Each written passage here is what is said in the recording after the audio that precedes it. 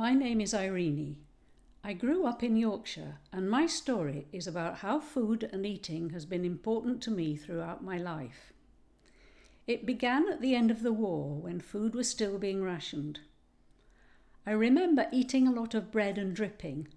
That's the fat from cooked meat. Bread and jam and sardines on toast, even though my mum was a good cook and a baker.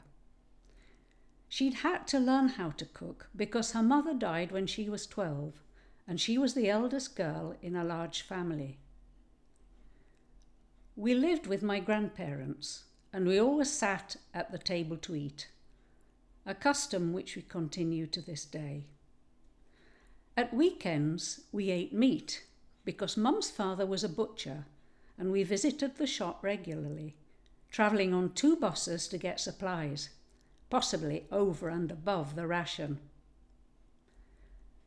When I left home at 18 to go to college, I began to learn to cook for myself, starting with the gasboard cookery book that Mum gave me, and Catherine Whitehorn's classic cookery book, Cooking in a Bedsitter.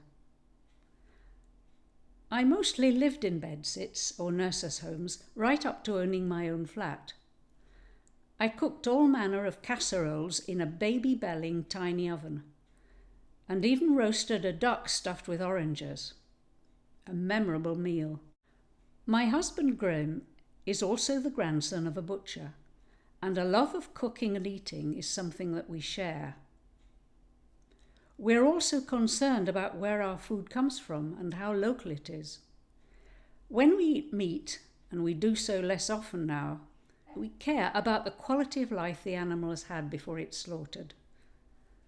Also, we buy only fresh food for the meals we plan to eat that week, because we want to keep food waste to the minimum.